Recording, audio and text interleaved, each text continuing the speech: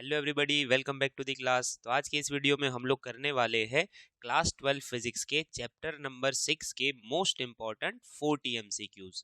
अब ये 40 एमसीक्यूज ऐसे हैं जो मार्च 2023 की बोर्ड एग्जाम के लिए बहुत ज़्यादा यूजफुल है और बोर्ड में पूछे जाने के बहुत ज़्यादा चांसेस भी है।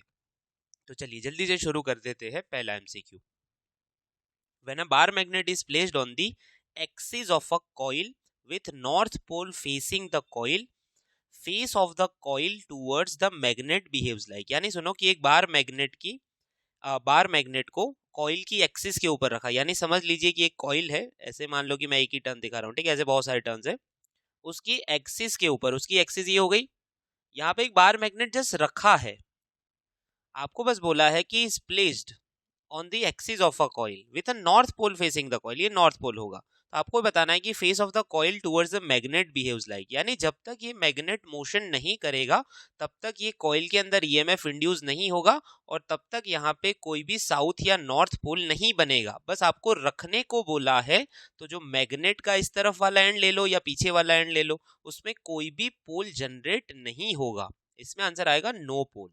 हाँ, अगर आपको बोला होता कि मैग्नेट को पास ले जाओ या दूर ले जाओ तो कोई ना कोई पोल जनरेट होता अकॉर्डिंग टू लेंजीज लॉ, पर यहाँ पे बस प्लेस करने को बोला है तो कोई भी पोल नहीं बनेगा। ठीक है, चलिए next number 2, Faraday's law on electromagnetic induction gives. Faraday's law जो है आपको वैल्यू ऑफ इंड्यूस ईएमएफ देगा। अगर लेंजीज लॉ पूछा हो तो डायरेक्शन देगा, फेरेडेज लॉ पूछा है तो वैल्यू देगा। ठीक है, चलिए next number 3, square loop of a length L and resistance R is placed in uniform magnetic field as shown in figure. Now it is moved in magnetic field with velocity v, the current induced, यानी वो अंदर ही है already और उसको अंदर ही movement करानी है। तो जब अंदर ही है और अंदर ही मूवमेंट कराएंगे और यूनिफॉर्म मैग्नेटिक फील्ड है तो उसके मैग्नेटिक फील्ड में कोई चेंज नहीं आएगा, तो फ्लक्स में भी कोई चेंज नहीं आएगा। फ्लक्स का चेंज जीरो तो करंट इंड्यूस नहीं होगा, आंसर आएगा जीरो। ठीक है, अच्छा हाँ, अगर ऐसा होता कि बाहर से अंदर ले जा रहे या अंदर से बाहर निकाल रहे तो कोई डायरेक्शन में करंट इंड्यूस होता, पर अंदर ही है, प्लेस्ड इन यूनिफॉर्म फील्ड और बोला है it is moved in a field, field में ही रखा है, फील्ड में ही मूव कर रहे, तो फ्लक्स का चेंज जीरो तो करंट भी जीरो। ठीक है, चलिए next, a straight line conductor of a length 4.4 meter is moved with a speed of 7 meter per second perpendicular to the magnetic field of intensity 0.9 weber per meter square. The induced EMF, अभी यहाँ पे length का जो एक conductor है उसकी motion करानी है, तो यहाँ पे लगेगा मोशनल EMF BLV। अब इन परपेंडिकुलर टू दी फील्ड है, यानी पीछे तो साइन 91 आ जाएगा। ठीक है, बी कितना है हमारा 0.9, एल कितना है 0.4 और वी कितनी है 7। तो इसको अगर कैलकुलेट करें तो 7, इसको लिख सकते हैं 7 इंटू 4 इंटू 9 इंटू 10⁻²। ये हो जाएगा 7 4 ज़ा 28, 28 इंटू 9 तो 280 माइनस 28 करे तो 252, 10⁻², सॉरी -7 नहीं -2 आएगा इधर। ठीक है, 10⁻², तो आंसर आ जाएगा 2.52 वोल्ट, आंसर आ जाएगा 2.52। ठीक है, ये मोशनल ईएमएफ होगा। चलिए number 5, in equation E equal to -d∅/dt is instantaneous value. आपको पता है जब डेल्टा होता है तो एवरेज वैल्यू होती है और जब d होता है तो इंस्टेंटेनियस वैल्यू। यहाँ पे -d∅/dt है तो क्या मिलेगा, इंस्टेंटेनियस वैल्यू। चलिए नंबर 6 क्या है, a circular loop enters uniform field. ध्यान से पढ़ो, यहाँ पे एंटर कर रहा है, बाहर से एंटर कर रहा है, तो करंट इंड्यूस, देखो जब वो बाहर से एंटर करेगा तो उसमें फ्लक्स बढ़ेगा।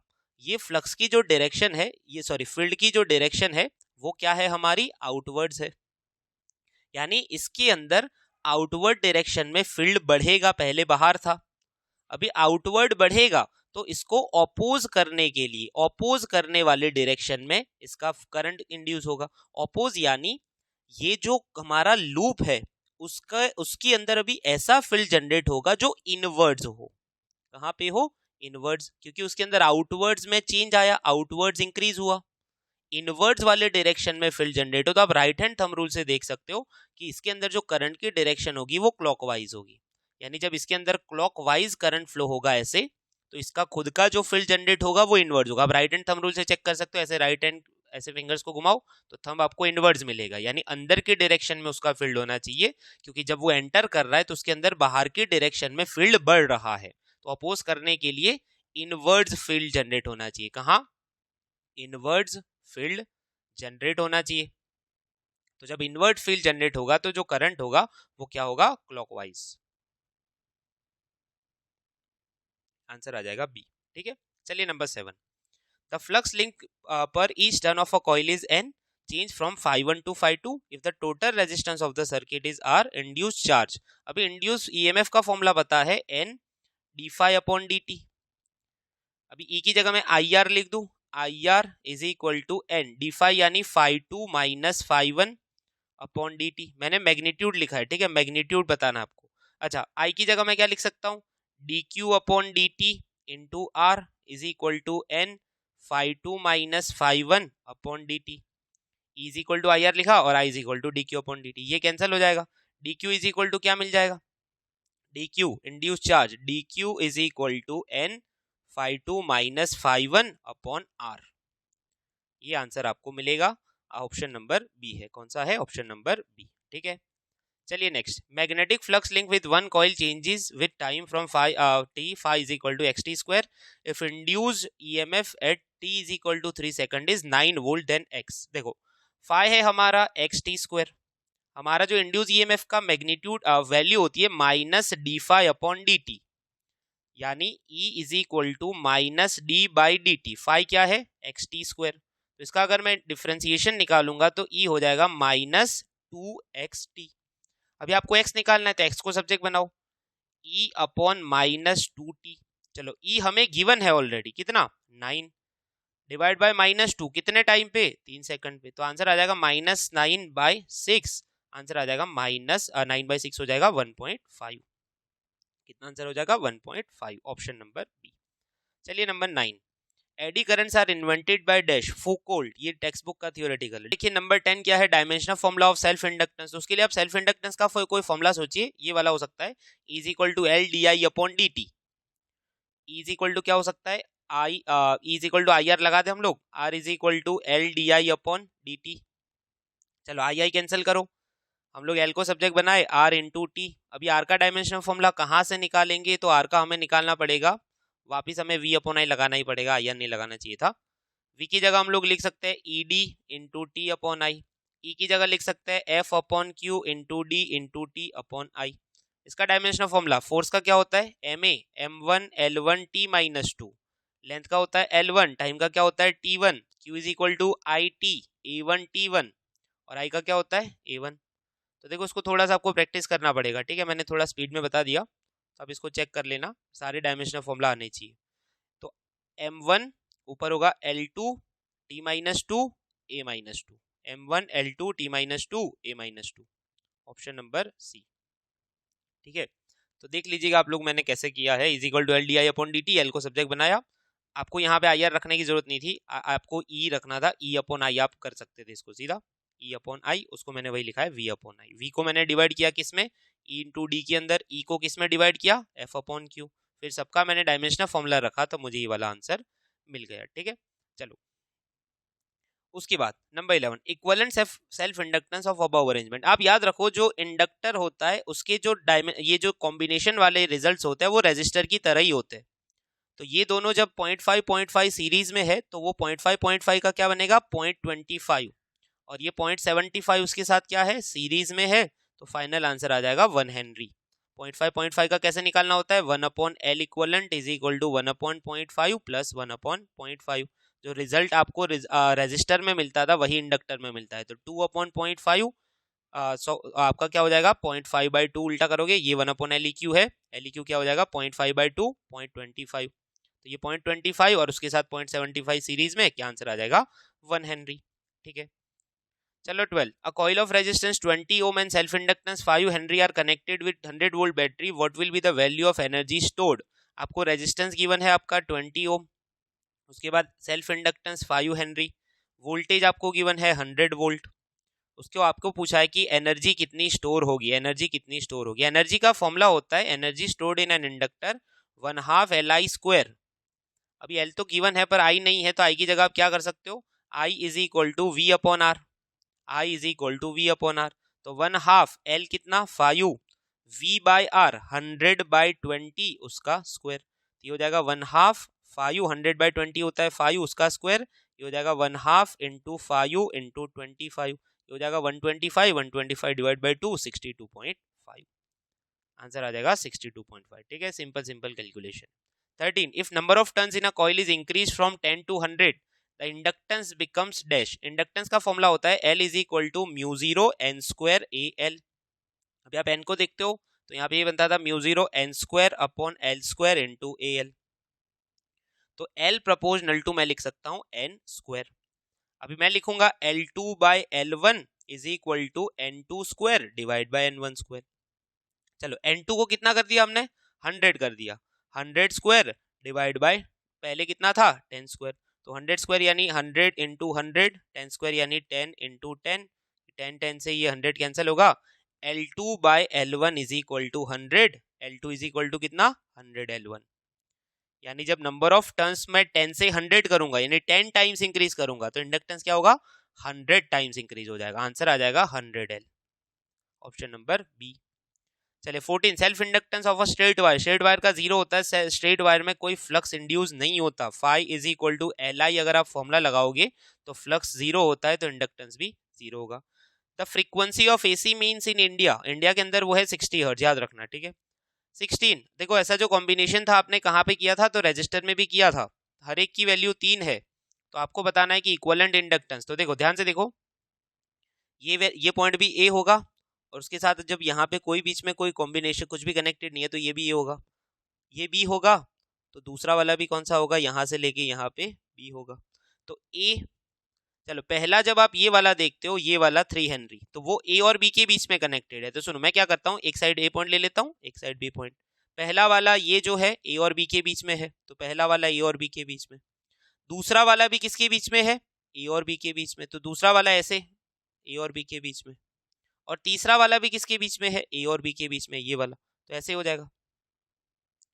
तो 3 पैरेलल में हो गए कितनी वैल्यू के 3 हेनरी 3 हेनरी 3 हेनरी, पैरेलल में जो रिजल्ट आता है रेजिस्टेंस जैसा ही आता था तो एल इक्विवेलेंट आपका आ जाएगा 3 हेनरी बाई 3, आंसर आ जाएगा 1 हेनरी। 1/3 प्लस 1/3 प्लस 1/3 करके भी आप लगा सकते हो, ऐसे भी लगा सकते हो 1 upon L equivalent is equal to 1/3 plus 1/3 plus 1/3, तो ये क्या हो जाएगा divide by common 3 1 plus 1 plus 1 3, तो आंसर आ जाएगा 1 हेनरी, ऑप्शन नंबर ए। ऐसे हमने रजिस्टर में भी किए थे, ठीक है, कैपेसिटर में भी हो सकता है रजिस्टर में भी हो सकता है। 17 the flux link with the coil at any instant t is given by phi is equal to 10t square plus minus 50t plus 250 induce EMF at 3 second. तो EMF का फॉर्मूला क्या होता है minus N D phi upon D T. अभी number of turns तो नहीं दिए, minus D by D T, phi कितना 10t square minus 50t plus 250। अब जब इसका डिफरेंशिएशन करोगे तो 10t स्क्वायर का क्या हो जाएगा 20t माइनस 50t का क्या हो जाएगा 50 और 250 का 0 माइनस 20 कितने टाइम पे पूछा है तो 3 सेकंड पे पूछा है 3 सेकंड माइनस 50 तो ये हो जाएगा माइनस 60 माइनस 50, आंसर आएगा माइनस 10 वोल्ट। क्या आंसर आएगा माइनस 10 वोल्ट, माइनस 10, ठीक है ध्यान रखना। चलिए 18 a long solenoid has 1000 turns when a current of 4 ampere flows through it the magnetic flux link with each turn is 4 into 10 raised to minus 3, each turn का given है। Self inductance, self inductance का formula क्या होता है phi N phi is equal to L I, पता होना चाहिए formula, ठीक है। तो L is equal to N phi upon I, number of turns कितने तो वो हमारे 1000 यानी 10 रेज़ टू 3, फाई कितना हर एक का 4 इंटू 10 रेज़ टू माइनस 3 और करंट कितना 4, तो ये सारी वैल्यूज कैंसिल हो जाएगी, आंसर बचेगा 1, क्या आंसर आएगा 1 हेनरी, ठीक है। चलिए 19 Lenz's law is a statement of, Lenz's law जो है आपका conservation of energy, Lenz's law क्या है कंजर्वेशन ऑफ एनर्जी। चलिए 20 I amount of current is pass through a coil of n turn magnetic flux, तो phi is equal to N L N I L, phi is equal to L I होता है ना तो वो क्या होगा n times है तो एन आई एल। चलिए 21 b is the magnetic field perpendicular to the plane of a coil then flux link with the coil is given by, तो perpendicular to the plane यानी ये समझ लो कि ये एरिया हो गया, magnetic field is the perpendicular magnetic field ऐसे है perpendicular to the plane of a coil, तो एरिया वेक्टर तो यही डायरेक्शन में होगा, तो फाई इज इक्वल टू क्या आंसर आएगा, बी ए। आंसर क्या आएगा, बी ए। ठीक है, चलिए 22, a loop with a single turn has area vector of 30 I caret plus 16 J caret plus 25 K caret centimetre square, इसका ध्यान रखना है centimetre square. It is placed in a magnetic field B is equal to 0.5 I flux, तो flux का formula होता है B dot A. अभी B कितना है हमारा 30 I plus, sorry magnetic field B है हमारा, सॉरी मैग्नेटिक फील्ड कितना है 0.5 I caret, dot area vector कितना है 30 आई प्लस 16 जे प्लस 25 के। तो सबको पता है डॉट मल्टीप्लीकेशन आई का आई के साथ ही हो सकता है, डॉट प्रोडक्ट, तो वो आंसर आएगा 30 इंटू 0.5 यानी 15, और सेंटीमीटर स्क्वायर का मीटर स्क्वायर करना है तो उसको 10⁻⁻⁴ पीछे लगाना पड़ेगा। फाइनल आंसर जो वेबर आएगा वो एसआई यूनिट है, वेबर एसआई यूनिट है, तो इसके पीछे 10⁻⁻⁴ आपको लगाना पड़ेगा सेंटीमीटर स्क्वायर को मीटर स्क्वायर के लिए। आंसर आएगा 15 इंटू 10⁻⁻⁴। देखो आप ये ऑप्शन देखो ना, तो आप भूल भी जाओ तो भी कोई फर्क नहीं पड़ेगा, 15 वाला एक ही ऑप्शन है। ठीक है, चलिए 23, when current passing through a coil is made doubled self inductance, देखो फॉर्मूला क्या होता है, phi is equal to L I, L is equal to phi upon I. आपको ये बोला है कि करंट को डबल कर दो, जब आप करंट को डबल कर दोगे तो फ्लक्स भी डबल हो जाएगा, यानी phi upon I is always constant. आपको इतना बोला है कंफ्यूज करने के लिए कि करंट डबल कर दो, तो उससे कोई फर्क नहीं पड़ेगा। आप ये सोच रहे होंगे कि करंट डबल करो तो एल आधा हो जाएगा, ऐसा नहीं होगा। जब आप करंट को डबल करोगे तो फ्लक्स भी डबल होगा साथ साथ में, तो एल आपका क्या रहेगा, कांस्टेंट ही रहेगा, याद रखना ये वाला। ठीक है, इंपॉर्टेंट। चलिए 24, eddy currents are produce, eddy current जो होते हैं बॉडी के अंदर भी होते हैं और सरफेस पे भी होते हैं। ठीक है, ऑप्शन नंबर सी आंसर आएगा इसका, ये वाला option number C, option number C. चलिए 25, eddy currents are produce when, eddy current कब प्रोड्यूस होता है, तो आप metal is placed in magnetic field, magnetic field जब चेंज हो रहा हो तब आप उसको अंदर से रखो तो आपका एडी करंट प्रोड्यूस हो सकता है। तो जो मेटल है आपको उसको रखना है चेंजिंग मैग्नेटिक फील्ड के अंदर। ठीक है, ओके। चलिए उसके बाद 26, when pendulum made of metal plate is allowed to oscillate between poles of magnet, amplitude, amplitude decrease होगा, इसको हम लोग डैम्पिंग होना बोलते थे, अगर आपको याद हो डैम्पिंग होगा, डैम्प्ड ऑसिलेशन आप पढ़ते थे शायद 11th में, याद हो, डैम्पिंग होगा यानी एम्पलीट्यूड धीरे धीरे कम होगा। 27, unit of flux density, flux density का यूनिट क्या होगा, मैग्नेटिक फ्लक्स का यूनिट क्या होगा, weber per metre square, flux आपका वेबर पर मीटर स्क्वायर होगा। ठीक है, चलिए उसके बाद 28, when north pole of a bar magnet is pointing towards the coil, when north pole of a bar magnet pointing towards the coil is moving away from the coil, then the end of the coil towards, यानी समझ लो कि ये coil हो गई, magnet है, north pole coil की towards, is moving away, जब ये अवे जाएगा तो आपको बताए कि ये कॉइल उसको अभी जब दूर जाएगा तो पास लाने की ट्राई करेगा, अपोज करेगा, अपोज करेगा यानी जब वो दूर जाएगा तो उसको पास लाने की ट्राई करेगा। पास लाने के लिए अगर ये नॉर्थ दूर जा रहा है तो यहाँ पे साउथ जनरेट करना पड़ेगा, क्या जनरेट करना पड़ेगा, साउथ। हाँ, अगर नॉर्थ पास आ रहा होता, अगर नॉर्थ हमारा ऐसे पास आ रहा होता तो उसको दूर भगाने के लिए ये नॉर्थ बन जाता, नॉर्थ जब दूर जा रहा है तो उसको वापस लाने के लिए ये साउथ की तरह काम करेगा, तो आंसर आएगा बिहेव्स एज साउथ पोल। ठीक है, चलो उसके बाद हमारा क्या आंसर है 29, the unit of induced EMF, EMF का फॉर्मूला क्या होता है, E is equal to D phi upon D T, तो ये हो जाएगा वेबर पर सेकंड, क्या आंसर आ जाएगा, weber per second. 30, the electromagnetic damping is due to, electromagnetic damping जो होता है वो एडी करंट की वजह से होता है। ठीक है, 31, Faraday's law gives dash of the induced EMF, Faraday's law बस आपको मैग्नीट्यूड देगा, डायरेक्शन आपको लेंजिस लॉ देगा। ठीक है, डायरेक्शन लेंजिस लॉ देगा, Faraday's law ओनली मैग्नीट्यूड देगा। चलिए 32, current in a circuit falls from 5 ampere to 0 ampere in 0.1 second, the average EMF induces 200 volt, self inductance, inductance का फॉर्मूला होगा E is equal to minus L D I upon D T.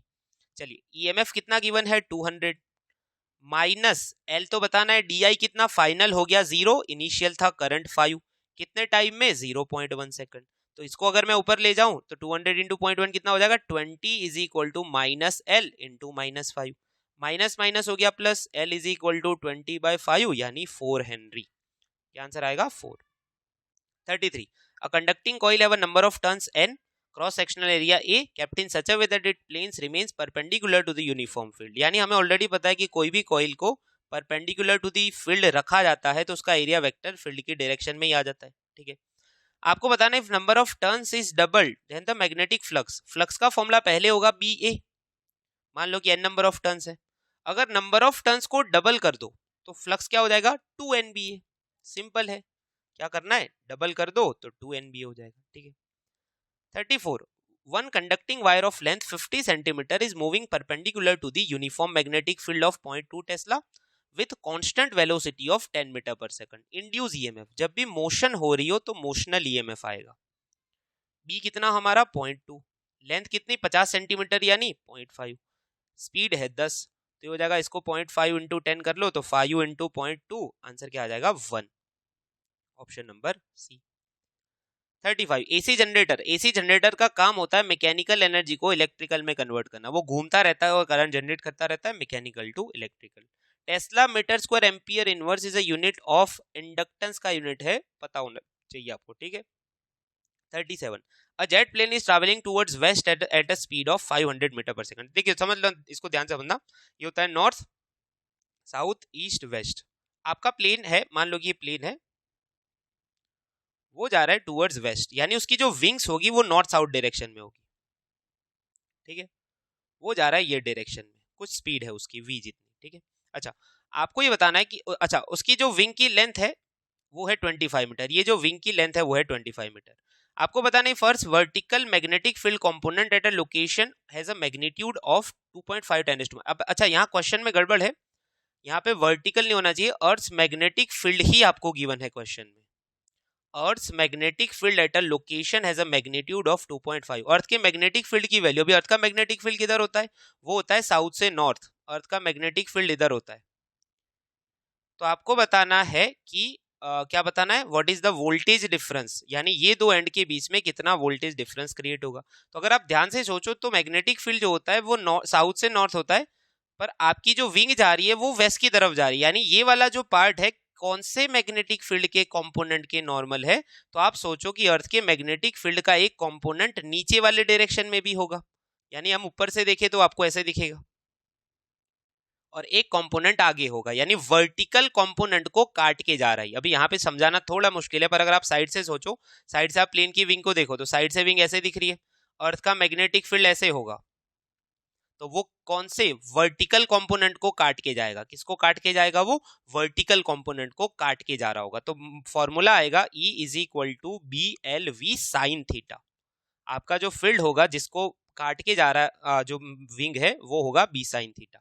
तो बस values रखनी है, B कितना है हमारा 2.5 10⁻⁴, 2.5 10⁻⁴। Length of a wing क्या है हमारी, तो वो है 25, V है हमारा 500 और साइन थीटा 1/2। तो आप इसको करोगे 500 इंटू 2.5 इंटू 25, ये सारे आंसर आप करोगे तो आपका आंसर आ जाएगा 1.562। चेक कर लेना कैलकुलेशन से।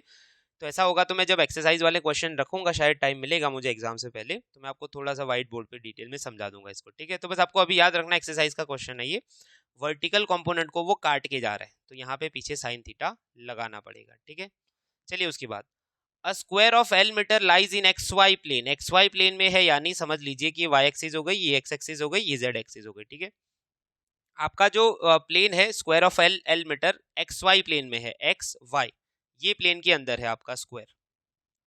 अच्छा, तो उसका एरिया वेक्टर ऐसे होगा ना बाहर की तरफ, उसका एरिया वेक्टर कहाँ पे होगा, K कैरेट के डायरेक्शन, Z एक्सिस यानी K कैरेट के डायरेक्शन में होगा। ठीक है, अच्छा आपको बताना है कि जो मैग्नेटिक फील्ड है वहां पे कितना है, B0 2I + 3J + 4K। तो आपको बताना है कि फ्लक्स कितना होगा। अभी फ्लक्स का फॉर्मूला क्या होगा, phi is equal to B.A। चलो B हमारा कितना है, तो हमें गिवन है B0, फिर उसके बाद क्या 2I + 3J + 4K डॉट, अभी इसका जो एरिया होगा L into L, L length इसकी, L इसकी लेंथ है L, तो ये जाएगा L², पर वो डायरेक्शन कौन सी है, तो K कैरेट के डायरेक्शन। आप ध्यान से समझिए, इसको हमने XY प्लेन में रखा है, इसका जो एरिया वेक्टर होगा ये Z एक्सिस यानी K कैरेट की डायरेक्शन में होगा, बाहर की तरफ, normal to the surface.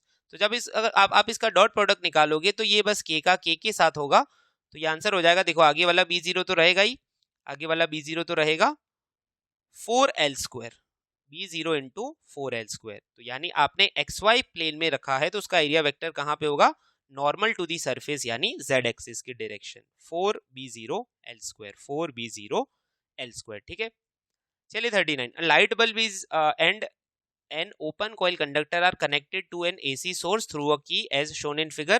The switch is closed after some time and iron rod is inserted into the interior of inductor. यहाँ एक आयरन रॉड इंसर्ट करना है, तो आपको बताना है glow of the light bulb. अब इसके अंदर आंसर डिक्रीज आएगा, इसको डिटेल में समझाया हुआ है टेक्स्ट बुक के अंदर, तो आप लोग उसको पढ़ लेना, टेक्स्ट बुक का एग्जाम्पल है ये। जब आयरन रॉड इंसर्ट करेंगे तो कुछ एनर्जी यूज कर लेगा, वोल्टेज उसके अक्रॉस बढ़ जाएंगे, तो इसको कम वोल्टेज मिलने से वो डिक्रीज करेगा इसका ग्लो। ठीक है, तो ऐसा कुछ था।